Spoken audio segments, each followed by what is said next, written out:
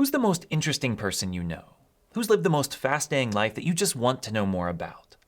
For me, it's a difficult question. I know a guy who worked for the UN and visited 26 countries in 3 years, including Bosnia during their civil war, where he attended a literal underground mass because the church was afraid of violence. Is that more interesting than a guy who used to play Division I lacrosse and then flew helicopters for the Navy? Or maybe it's the guy who went on a camping trip and was worried about mountain lions, so he brought a knife and a broomstick and taped them together to make a spear. He's also been hiking in the Amazon and has done the Camino. Surely that's not more interesting than the guy who used to work behind the scenes on Broadway and network television, is it? Or the guy I know who accidentally became an arbiter in a gang dispute? Or what about the guy who sneaks back and forth from China to North Korea, hiding from both governments just to feed the poor? Yeah, it's a difficult question for me. Safe to say I know some interesting people with stories to tell. And I think that everyone should hear them. What unites all the people I mentioned is that they are all my brother Franciscan friars, men in a Catholic religious order devoted to living the gospel. They don't have YouTube channels or major social media followings. Rarely do they take center stage of anyone's attention, but they live extraordinary lives that everyone should know about. Which is why I've started a new podcast with Father Tito. Each week we'll interview a different friar, highlighting the interesting, harrowing, tragic, and of course, hilarious exploits of their lives, stories that exemplify their call to be minor, and reveal how we're all just a bunch of characters. The first episode is available now on our new YouTube channel and wherever you get your podcast, but here is just a little taste of what we're going for. This is Father Mike Sarufka talking about the time his pastor was murdered, the church rectory burned down, and it was up to him to hold the community together. Enjoy. So then, after that, this is a whole, I should write a book about this too, but now how do we, as we're preparing, we don't know when the funeral's going to be. We don't know when we're going to get the body back. We're all over the news. It was just surreal. It's like, what is it? There's a psychological description or something, and it's sort of like you're looking at yourself from outside yourself. But then, the day after the announcement, it was on the news and everything, and a woman was in the church, lots of people in the church praying and talking, and she comes up and she says, "Oh, Father," and I didn't know who she was. She wasn't a parishioner. She says, "Father, have you forgiven Brother Dan for what he did?" Oh, my. I said, "No." It's a bold question. No. It's a bold question. The day after, you're saying? The day after it was announced that it was him. Yeah. Oh my gosh. Oh. Yeah. And so had you? No. Yeah. No, I had not. Oh, no. And I told her, I was honest with her. I could have finessed it, but, everybody's kind of vulnerable. It's kind of speak your truth from your heart. And I said, no, I haven't. And she got angry at me. She was really, really angry at me. She said, "You're a priest. Don't you pray the Our Father? Didn't you pray the Our Father today?" Ooh. Oh my gosh. Talk about another angel. Yeah. Another prophet in your maybe midst. a different kind of angel. I don't know. Different kind, for sure. Gabriel. Yeah, Gabriel with attitude. I like the first angel better. This is Michael with his sword. Seriously. Yeah.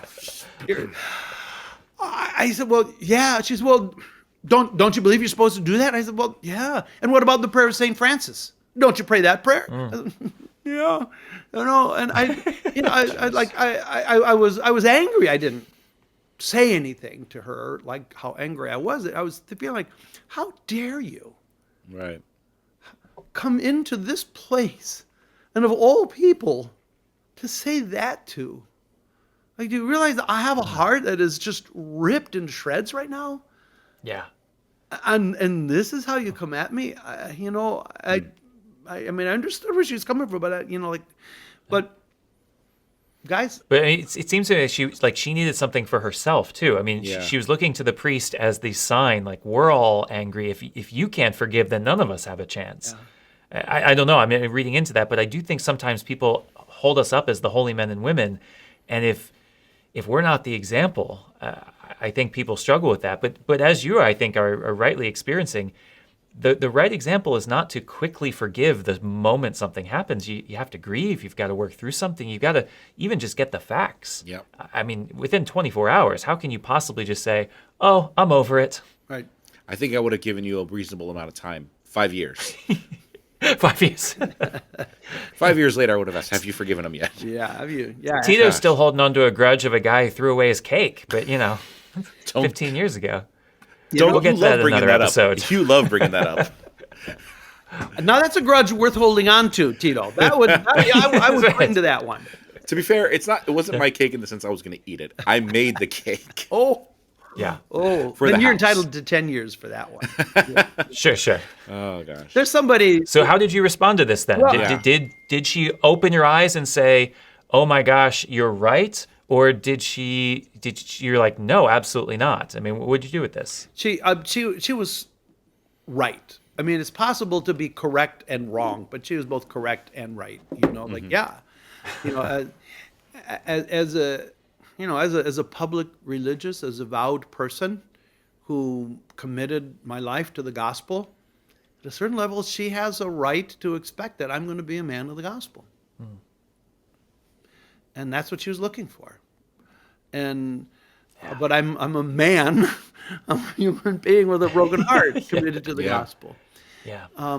But what I realized not long after that, that if I'm not there yet, I need to try to get there. I need to want to get there. I need to ask God to help me get there. I acknowledge I'm not there, but I know I need to get there. I don't know how to get there. I don't know what it's going to look like. I don't know what the path is like, but I know that I got to get there, and I know I can't do it on myself. I can't, and there was a guy in the parish who said once, he said, "I will never forgive that man for what he did to Father Willie to us." And he died an angry, hurt man. You can only hope, deathbed confession or something deep within. But there's something you said that, I'm not there yet, but I want to be. And even just that desire, what is that? Is it the Thomas Merton prayer?